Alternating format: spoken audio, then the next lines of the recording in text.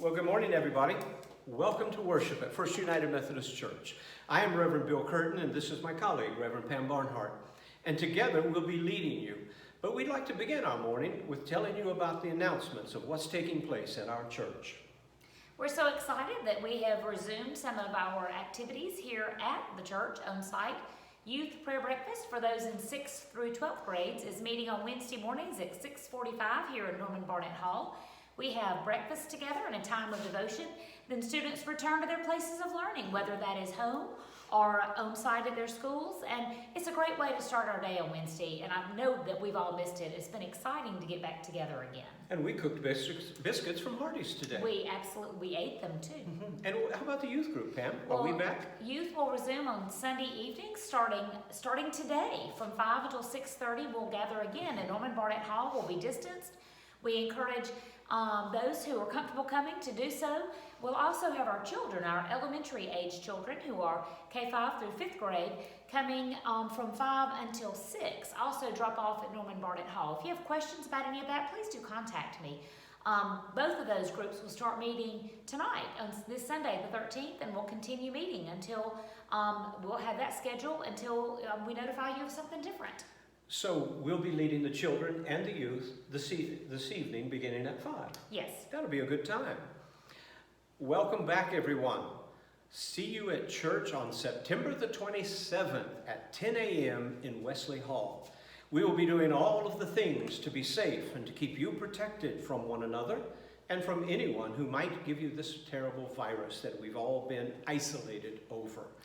Yes, I do want to say that one of the reasons we started with youth is because we knew they do such a great job with the distancing and with understanding the different nuances of coming back after being apart for so long, and they've been incredible. And as always, the youth of our church lead us. And so I'm excited to welcome other groups back. I'm excited to welcome our worship group back together. Please do come if you feel comfortable doing that, and know that we will be doing whatever we can to keep you safe. We will be doing the best we can. Now, I know some folks are not tuning in on Facebook or YouTube, and perhaps not the radio. So help spread the word that on September the 27th at 10 a.m. in Wesley Hall, we'll be worshiping together once again. So it's time for you to get your mask ready. You will be wearing them, as our governor has issued an extension of the mask mandate order. Try to say that 10 times real fast, if you would. Mask mandate order. We will be wearing our masks, so pick out your best one and be ready. You will also have a few surprises when you come back. We've done some upgrades in Wesley Hall. We've done some work in the youth room. One of the bathrooms is finished. The second ladies' restroom is about to begin. We also have some great hand sanitizing stations. We do. We have purchased everything to keep you safe. And we want you to know we do this because you have given so generously over these last months. And now that we're about to gather again, we ask you to continue to give faithfully and generously. For some of our expenses will now be going up, and we need you to be a part of this team. We are so very grateful for all that you do to support the mission and ministry of First United Methodist Church. Pam, let's call them to worship, shall we? Certainly. We believe in God the Creator, infinite in wisdom and power and love, whose mercy is over all of God's works, and whose will is ever directed to all people's good. Who is like you, O Lord, majestic in holiness and awesome in splendor? We will sing to the Lord, for God has triumphed gloriously. God is our strength, God is our might, and God is our salvation. And now we prepare to pray. This prayer that we use today is penned by a young woman named Kate Bowler. We have used her a great deal, both in our Wednesday studies. Pam has used her in both of her ladies' studies. And we have been able to use her prayers as we have been in worship. They are unique each and every time we get to use them to a particular setting. Every one of us, men and women, one of the signs that we are feeling stressed is we don't sleep at night. And I've heard all of the reasons. I just don't sleep. The bed's not comfortable. It's just what happens when you get older. But 9 out of 10 times, my friends, it's because we're stressed. And so today we want to lead you in a prayer when our stress keeps us from sleep. Let us pray. O God, bring peace to my mind and body and blanket me in the heaviness of sweet, natural sleep. The psalmist says, "Return to your rest, my soul, for the Lord has been good to you." O God, again I lie here awake, too tired for sleep to come. How will I ever get through tomorrow? Blessed are we, still awake at night's dark hours, who say, "God, help me. You know what state I'm in. My mind is a runaway train and my body captive. You know all that troubles me." Take hold of me, O God, slow the beating of my heart, breathe comfort through the whole of my being, and wrap me in the secure knowledge of your love. Show me what to do. Blessed are we who wait in silence, who remember that darkness is not dark to you, who pray, O God, receive me, gather me, strengthen me, sustain me, and grant freedom to tell you everything that's in my heart. Blessed are we who listen in the quiet for you to breathe life into all that is spent and gone, filling mind and soul and body with hope and the beauty of your peace that passes all understanding, gentle as the dawn. Welcome one sweet thought. Follow it until it grows into genuine gratitude in your mind and heart, and then rest there. Now guide me waking. Lord, guard me sleeping, that awake I may watch with Christ and sleep, and I may rest in peace. Amen.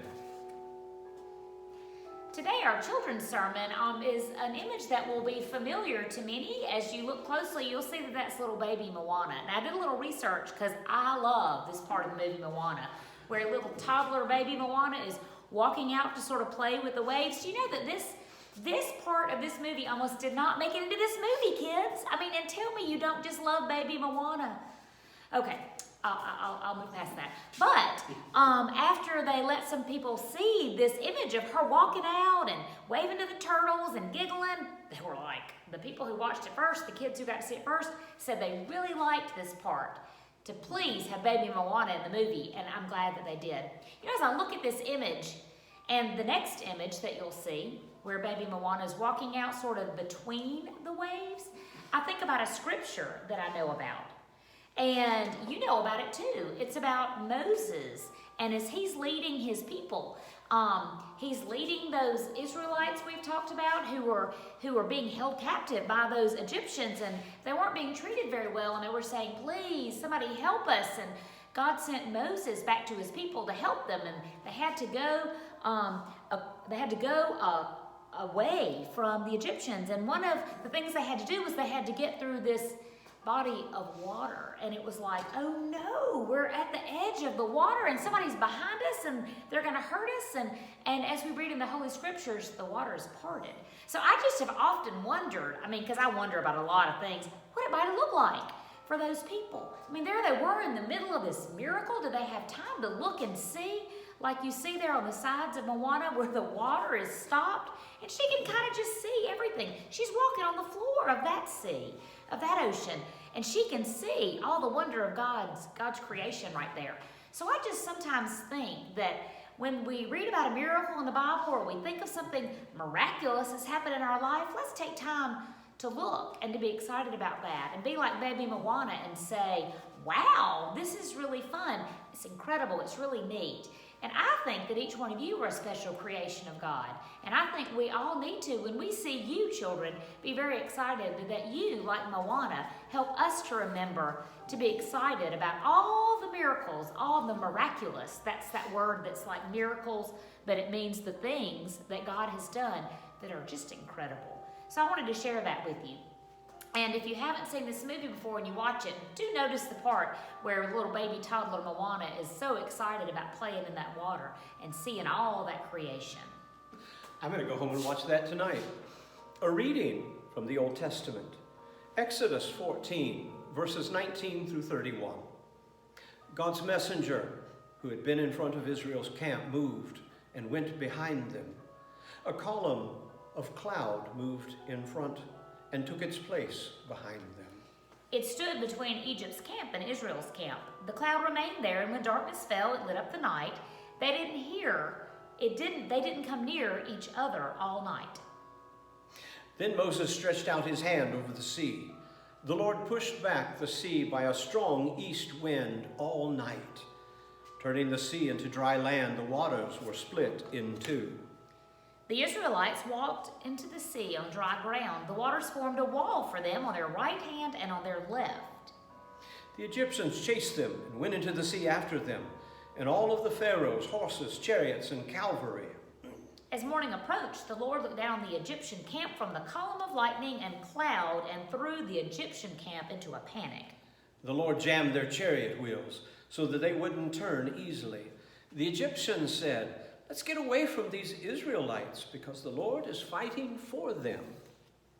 Then the Lord said to Moses, "Stretch out your hand over the sea so that the water comes back and covers the Egyptians, their chariots, and their cavalry." And so Moses stretched out his hand over the sea, and at daybreak the sea returned to its normal depth. The Egyptians were driving toward it, and the Lord tossed the Egyptians into the sea. The waters returned and covered the chariots and the cavalry, Pharaoh's entire army that had followed them into the sea. Not one of them remained. The Israelites, however, walked on dry ground through the sea. The waters formed a wall for them on their right hand and on their left. And the Lord rescued Israel from the Egyptians on that day. Israel saw the Egyptians dead along the seashore. Israel saw the amazing power of God against the Egyptians. The people were in awe of the Lord, and they believed in the Lord and in his servant Moses. This is the word of God for the people of God. Thanks be to God. This morning, as we think about that incredible departure, that incredible leading that Moses did of the people so that they could be free, so that they could live out their destiny to be God's chosen people, to be the Israelites redeemed by God, following God in their everyday life. I think about Moses and about how he got to where he was, about how he came to be in leadership.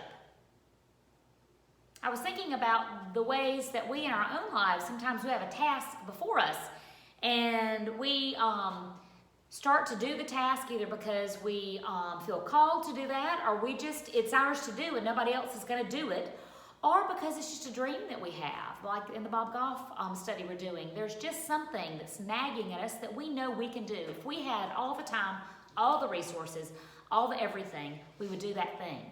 And I got to thinking about how as we are doing these tasks, these dreams, these fulfilling these ambitions, for whatever reason, we aren't usually alone in that. We do know in the story of Moses, in the scripture about Moses, there are lots of people who helped him. I was thinking about that this past week. Some of you may know that that my mom had an accident and needed some help. She'd hurt her arm, it had a bruise on it, and she was trying to figure out how to get up and walk and do all the things she liked to do. And I was doing everything I knew how to do.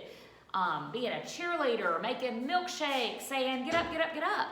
And finally, somebody who I didn't know very well, who's a professional, came into my house to check on her, and he said, "You need some help." And I went, "You are so right. I need some help. I need to call some people who know how to do these things. I need some encouragement for me. I need for somebody to teach her how to do the things that they know how to teach her to do." Some of these things are just beyond me. I mean, getting her up out of the bed and on the walker and caring for herself again and communicating in the way that I know that she can. These are skills. These are skills that skilled people need to help her to do, and it also is a help to me. So as I'm thinking about Moses, I remember, and we talked about a prayer breakfast this week at the Burning Bush. He's there saying, "Whoa, not me. I mean, who am I going to say? I don't know. God, you're telling me to do this? I don't know." And then we realize that Moses is throwing up all sorts of excuses. I'm not a leader. I don't talk well. And I think about how Moses even got to that point with help from others. You know, there were 5 women that Moses had in his life. And had he not had those women in his life, had the story of these women not been woven into our scriptures, we wouldn't have had this Exodus. We wouldn't have had this story of the faith of God's people that we cherish in our Old Testament scriptures. So I'll start with two, whose names you will know after I say them, but I did have to look them up. The handmaids, when the midwives, that when the Pharaoh said, whew, there are getting to be way too many Hebrews, somebody has got to stop this Hebrew birthing situation. There's just too many of them. Tell the handmaids to just not let them, not let them be born. And the handmaids were like, and the midwives were like, we don't want to really do that. So what happens with these particular midwives, with Shiphrah and Puah, those are their names, Shiphrah and Puah, is they decide to save these Hebrew baby boys that the Pharaoh is so scared of, and to just say, those Hebrew women, they just have their babies so quickly. We can't stop these babies from being born and from growing up, and that's just all we've got to offer. So they made sure that there continued to be babies and baby boys born, even though the Pharaoh was trying to end, really, the Hebrew nation by saying, we don't need any more babies to be born. So then there were the people also in Moses' life, the women, who, as he was a baby boy and was under threat of also being hurt or killed by the Pharaoh and by the folks that followed the Pharaoh. So his mom and his sister were very brave. Miriam and Jochebed decided, we'll have Moses and we'll put him in a basket and we'll just have to, we've hidden him as long as we can. Jochebed had birthed him and he had gotten old enough that people were going to start realizing that she was hiding a baby. So they just did what they could to make him safe in his little boat, and they put him in the river. We all know the story after that. It's such a familiar one that another woman comes along, the daughter of the very Pharaoh himself, and says, well, there's a baby. Well, Miriam says, I want to help. I want to help you, daughter of the Pharaoh. I want to help you save this baby. I know just the person who can be his wet nurse. So I got to thinking about these 5 women, about Shiphrah and Puah and Miriam and Jochebed and the daughter of the Pharaoh, who all play such a huge role in Moses' life. Now, we know Moses' name, and we should, because he was a leader of God's people. But I want you to think, and here's an image of Shiphrah and Puah just doing their job, and I think that's probably Shiphrah that has the smile on her face, realizing that she is helping to fulfill what would be God's plan for the Hebrew people, that they would continue and be a strong nation, and that they would follow God, and that they would eventually become those who are the link to us, even as Christians, to our heritage. And we're thankful to know that these 5 women, I'm very thankful to know that these people helped Moses. I'm thankful for Moses and his leadership, even though he was a little shaky about that. I'm thankful for the people who come alongside me and say, you need some help. We don't get here by ourselves. We can't do these things alone. So I just wanted to leave you with that today, because again, as we think of these very important stories of faith in our Old Testament and our Hebrew Bible, there are so many important people who come together to make sure that God's people fulfill God's promises. Faith is a team sport, isn't it? Faith is a team sport. Life is a team sport. Life is a team sport. Do you know, Pam, before you take off, when we do get back together again, we know that many of you will feel uncomfortable and you're going to feel more safe at your house. We're going to continue to do these videos for a while, and we're going to continue to be on the radio. We just want you to know that we will have something for you each and every week. And so continue to look for this on Facebook, on YouTube, and continue to tune in on the radio when you cannot be here with us on a particular Sunday morning. We look forward to seeing you in person. And if you're not going to be one of those who join us, will you call us? Will you text us? Will you email us? Will you stay in touch and keep us posted on how you're doing? Thank you, Pam. Yeah, thanks for reminding us, Bill, that we're all a part of one another's story, and that's the way we stay connected. We are. When we can't always see each other in person. It's a team effort. Faith requires other parts of this thing we call the body of Christ. Yes. The presence of God is where we are today. God's messenger had been in front of the camp of Israel, and now in this huge cloud, this pillar appears behind them. What I want you to remember today is that you are never alone. You are always surrounded by grace and by love. We can be certain that wherever we go, and however troubling and however frustrating or however dark it is, God arrived there long before we ever thought of going. Even in the places that we would call sinful for ourselves, God arrived in that spot to greet us with grace. Some of the most fascinating stories to me in our Bible, and I do tend to believe in the miraculous, are the stories of the angels encamping around the people of God. I've always been intrigued by the response of Mary, Jesus' mother, to the angel. While I would have jumped out of my skin, it was as if they had been conversing for years. Imagine that possibility, if you would please. So you are never alone. And it is quite possible that you are surrounded by the messengers of God who spiritually and mysteriously stand at your side. And you can be certain that God is right there with you in whatever you are facing. We have a history, we have a testimony of God's presence. For in our church, as in every church in this town, our souls have been touched by those who have gone before, by those who are no longer with us, and yet their presence is still felt in our midst. It was the other day, I'm riding in my car alone. My soul is stressed, my mind is tired. I've had just enough of enough of enough. Someone used to say, I'm sick and tired of being sick and tired. I began to play tapes from my grandmother. I could hear her voice. I could feel her touch on my shoulder. I could see her face as clear as if she were there. Now, she has been gone for over 20 years. We have been surrounded by this cloud of witnesses who repeatedly and continually and constantly give witness to us through their memories, through their presence that lives in our souls. Our place is to keep our eyes, the mind of our heart, our soul, and our body on God's promised faithfulness. Sarah Bessey, who I will read some more of in a moment, says, the world is scary, hard, and tiring every day. And at the same time, the world is beautiful, lovely, and good at the same time. We choose which we focus on. And that's been true of this pandemic. We can choose the misery and the anger and the bitterness over what we've experienced and the fact that we're not back together yet. We can choose that so many of us have not had this virus. So few in our community have lost their life over this. And I believe, and I think you do too, that some of that are the precautions that you have taken throughout this period of isolation.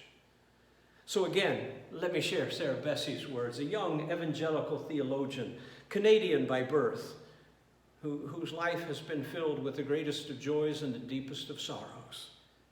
The world is scary, it is dark, and it is tiring. And the world is beautiful and beloved and good. She says that one of the greatest learnings of her life in the last few years is that we need to be able to hold the contradictory truths in both hands in order to be fully human and, may I say, fully spiritual. For yes, there is a lot of darkness and a lot of badness and a lot of terrible things. And on the same token, in the same breath, there is so much beauty and good. And when we tune into that news or we see that political ad that continually barks the negative. I heard a politician the other day, and I wish I could remember the state, and I wish I could remember his name, I don't. It was not one that you would be familiar with, I imagine, but he said, you think this is bad with me here? Wait till you get someone else. And I thought, what a model for a preacher. If I came into Pastor Parrish or into your pulpit and said, you think I'm a bad preacher, wait till the next one shows up. Some of us have started to look at our world that way, that it's just bad. But at the same token, there's so much life and so much beauty. There are stories of people being rescued from fires and floods and hurricanes. There are people who are surviving and thriving amidst all of the heartache and all of the pain that life has. It is false thinking when we believe that if this, then that is a motto, or this is good and that is bad. That's a very low-level thought process. It's almost toddler-like, if you would. these contradictions, these paradoxes, say Sarah Bessey, actually create each other. For in order for you to fully understand hope, you must also have experienced grief. In order for you to have joy, you must have experienced sorrow. And in order for you to understand love, you must also understand loss. And may I add this, in order for you to truly experience grace, you have had to truly experience the feelings of disappointing God, of hurting others. And then you realize you are forgiven and grace is yours, and you can be overwhelmed by the presence of God. For if you love the world, you will be devastated from time to time. There are things and natural disasters that will take place that will rock your world and may affect you personally. If you love the church will break your heart. For I have said for years in my ministry, I will do everything I can to be the very best that I could be for you, to study hard, to be present, and to try to create a growing atmosphere spiritually, numerically, and economically. But I can also promise that I will let you down. And I can promise that your church family will hurt and disappoint and wound you from time to time. Why? Because we are humans. If you love Christians, we will hurt you on occasion. Our lives will fall apart and you will be disappointed, and we are so sorry. But we are humans too. If you dare to fall in love and to build a life with someone, quite possibly there will come a day when they will leave you, either by choice or through sickness or through death, and you will feel like you could die as well. The older we get, the reality of that loss becomes ever present. I think of the couples I have known across the years where one would pass and within a day, 2 weeks, the other would. I remember visiting with a woman who was 96 and quite spry. She cut her own grass, and one day I saw her, serious as a heart attack. I saw her cutting her grass at 96 in a white dress and white shoes. I think they're called pumps. I don't know why, but that's, I think, what they're called. And I asked her, I said, it must be magnificent to be 96. And she said, my husband died 45 years ago, and I miss him so much. If you dare to love, you will be hurt on occasion. And if you dare to love and to raise children, well, you know as well as I, you will have your heart broken and you will be scared and you will be wounded again and again. If you love your community, if you love your neighborhood, if you love your nation, if you love your neighbor, you will have your heart broken on occasion. It's not because you're broken. It's not because you're wrong. It's not because you've done anything. It's simply because you have dared to love. And it is so worth the risk to love, to believe, to exercise your faith, to step out of your box of the way it's supposed to be and risk involving ourselves in the life of others. Yes, Sarah Bessey offered those words to her. I just finished a book, and I'm going to plug it just a bit. Miracles and Other Reasonable Things, the story of unlearning and relearning God. This book was so pleasant. I started it one evening in between innings in a baseball game. I finished it the next. One of the best reads I've had since Love Always by Bob Goff. Pick up this work by Sarah Bessey. I think that you will enjoy it. She talks of a truth that makes loving the world wilder, sweeter, stronger, freer, and stranger. Oh, I remember loving my kids that way. I remember when my son climbed a tree, tied a rope around his waist, and jumped out and called it rappelling. I can still hear the sound as he hit the end of that rope. It scared me. I can remember when my daughter hurt her Achilles tendon playing softball, and my heart hurt as she kept wanting to keep playing. I can remember the stories of life and hope and damage and woundedness. And I can remember when I have fallen short and I have wounded the people I love the most. But without those moments, I could never truly experience the love and the grace. For God's love is without condition, it is without exception, and it is without demand. And it may devastate you, but it is worth it every possible way. love like Jesus loved. Because that is God's plan for each of us. Moses, we return to the text. Moses stretches out his hand over the sea, and the Lord pushed the sea back with a strong wind, and the people walked through on dry land. I picture this. I wonder what it's like. You know, Moses, a bit timid, didn't think he could talk well, but had to muster the courage to do the things that he did. I wonder if he stood at the edge of that water and said, "Oh, dear God, what do I do now?" Did he hear a voice that said, "Step out there and raise that stick"? Did he just do it? Or did he hear that voice tell us, because you hear it, God says, "Go make disciples," and we're just not sure we really heard that. How do I know? When's the last time you made a disciple? Let me make it easier. When's the last time you successfully invited someone to church and they came and they kept coming? You see, this is hard. And Moses has the people standing around him, and they have a history of complaining. "Why'd you bring us out here to die?" On one hand, we don't want to be slaves anymore. We want to be free. We are hungry. We are starving. We want to go. And here he has them at the water, and the people complain, and Moses sees the army bearing down, and for some reason, he responds to the voice and raises the stick. I picture in his heart, as I have experienced before, the same courage and fear. The same certainty that God will be there, and the same certainty that God will not. That's faith sometimes. I want you to remember this, that we can expect God to do the unexpected. Sometimes when we feel let down, it's because we had in our mind the way it's supposed to be, the way it ought to happen, and who should be doing it. Expect God to do that which you do not expect. We will find our answers often beyond our own thinking. It's a quote I've used before. I think it was Einstein who used to say, "There is nothing more embarrassing than watching someone else do what you said could not be done."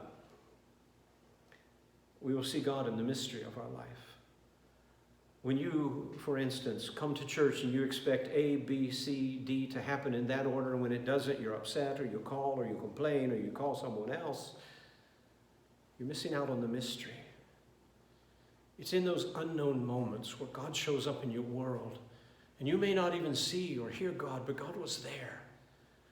The blessed are those who notice the small miracles of God's kindness and God's love. I think Moses is learning that we will find our peace when we let go of our will and our way. I know when I've had to enter conflict, I would love to have a different path. I know when I've had to make the hard decisions, whether we worship or don't worship, I'd love to have a different path. I know that when people come and their expectation of the clergy is, "You're doing your very best when you're doing what I believe you ought to be doing." And I know the pain of having to do that thing that people wished we would not do. Moses stands there and the people want an answer, and I don't think his first choice was, "Let's get in the water." And I also wonder, did he have to step in first before the miracle took place? Here's a thing. If you want what you don't have, you're most likely going to have to do something that you're not doing currently. It's the same with the diet. When you plateau and you can't lose any more, you're going to have to do something else. When you've tried to do your cholesterol the best you can and it still goes up, you're going to have to do something else. If you want change, it's going to involve a new way of thinking. For you cannot achieve change and results without change in the things that are taking place. Yes. I'd like to offer you some tips. Pete Black shared with me a video this week. It was from John Maxwell, who is one of my favorite authors. I've read nearly everything he says. Men, let me just put in a plug. Or women, you will love John Maxwell if you like chapters that are that long, bullet points, and sports stories. It's littered with sports stories. And here it is. John Maxwell, one of the things he does is he always looks for leaders that are bigger, better, faster than he is. And he invites them to lunch and he asks them questions. And one of the things that these leaders repeatedly tell him, that the best lessons in their life came from their worst of times. Henry Blackerby, the book from decades ago that said, it was called Experiencing God, said if you can do it of your own will, it doesn't require faith. He also said if God is working, get up and go there. Don't wait for God to come to you. This has been a hard time, my friends. This has been a difficult time where we have felt isolated and alone. We have gone to the grocery and there wasn't meat. We have wondered, will we get the virus? We have been concerned for our elderly. And I suspect when this is all said and done, you will discover that you have learned great lessons in your life from this period of time. I hope that your character is stronger. I hope that you're repentant of some of the thoughts you've had that were negative. I hope that you find joy in who you become as you walk through this. Maxwell then says to us that whatever I focus on gets bigger in my life. If I focus on the negative, it will become stronger and bigger. If I focus on how bad the world is and what the others are doing wrong, it will get bigger. He used an illustration of somebody chasing a group of rabbits, and they chased this one and that one and this one. He said, a mentor said, one rabbit and chase it. In our church, this is what we have tried to do. We have tried to focus our energies on producing these videos for the radio, the editing, and we have tried to accomplish the task that you have approved for stewardship. And we have tried to get things to make you feel comfortable and welcome and loved, like the pizzas, the ice cream, the upper rooms. We've taken 3 rabbits and tried to run with them the best we could. You focus on opportunity, not on the problems. You focus on what's going well, not on what's going wrong. You focus on faith, not anger, fear, or wrongness. Maxwell takes us another step and says, everything you want but don't have is living outside of your comfort zone. Every now and then someone comes and says, I remember when, and I want us to have all these kids in choir. I remember when we had, and now we want more youth. And I remember when the sanctuary is full and we want. I remember when we had drama, and I remember when we had singings. And my response is always invite people. For if there are things you want, whether it is in your own personal life, or it is within the walls of your church, or if it is broader and it's in the framework of your community, it's going to be found outside of what you're currently doing. Crisis moves us all. As humans, we get to choose whether we are moved positively or negatively. That's just part of the truth.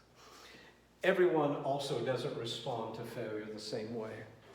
Some of us get angry, and some of us get hurt, and some of us grow stronger.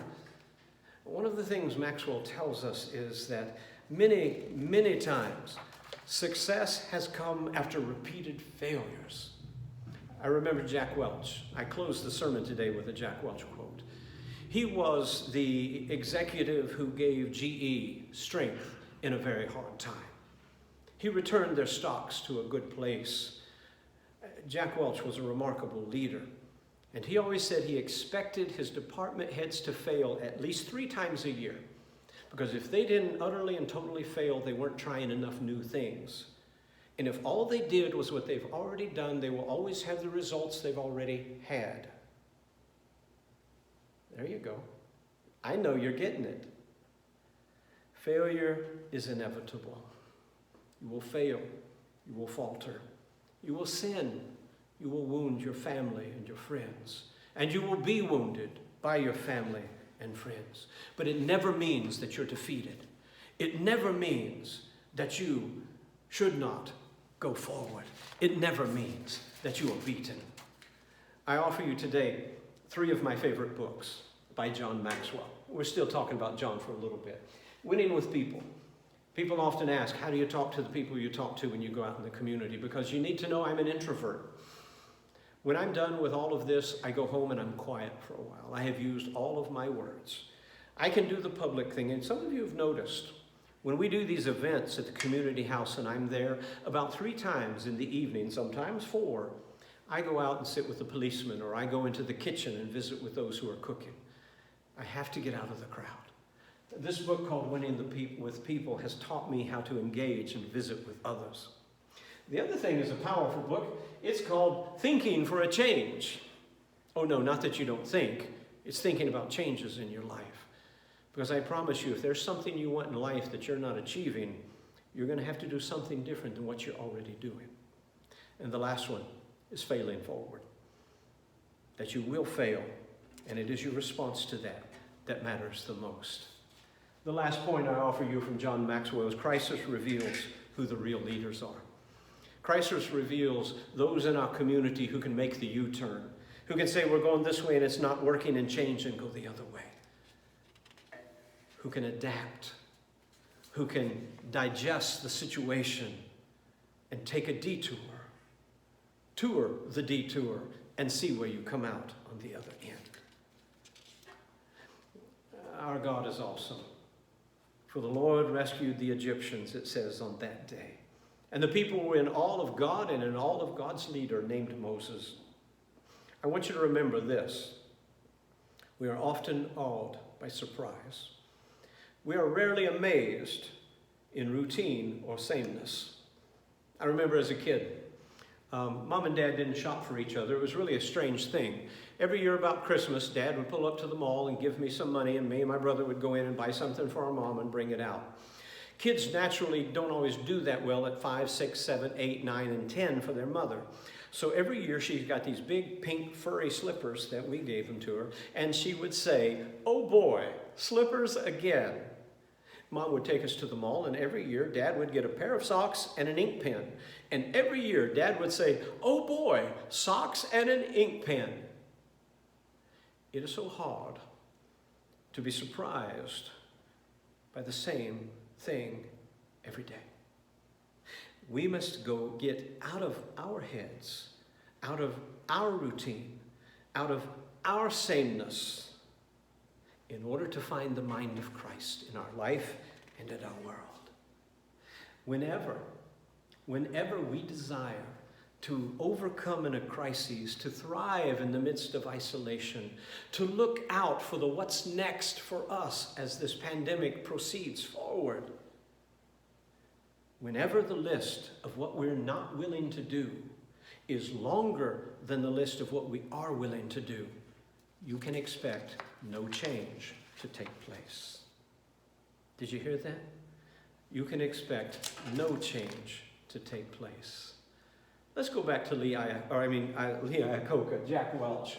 Most of you haven't been alive to know Lee Iacocca. Jack Welch says, "Face reality as it is, not as it was, or as we wish it to be." Lyle Schaller, church growth expert through the 80s and 90s and into the early 2000s, used to say, if the 1950s come back, the church will be ready. I just want to tell all of you, the past is not coming back. The past is where we go. And we are living in the space that I'll call in between. Right now, today, we are living in the space in between what we would like for life to be like and what life is really.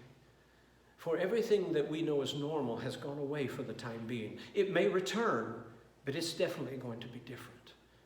We're living in that space between what we remember church to be, what we remember social functions to be, and what they really are. We will come back on the 27th of September. Spread that word. We will meet at 10, but we will not be singing. There will be differences. Why? It's what we have to do to keep you safe at the moment. We are living in the space in between what we're used to and how things really are. For I know, I don't like wearing those masks. Any of you ever notice how your breath smells when you wear a mask for a prolonged period? It's like you're just breathing in yourself. Somebody said there's something called mask breath and you need mask mints. I think I agree with that. We're living somewhere in the space in between what is safe and what is risky. For we don't want to wear a mask, and some of us don't. We put others at risk when we don't. Cut and dry. We're living in the space in what may help, and just let us be. Preacher, just let us get back to normal. I'm sorry. We're trying the best we can.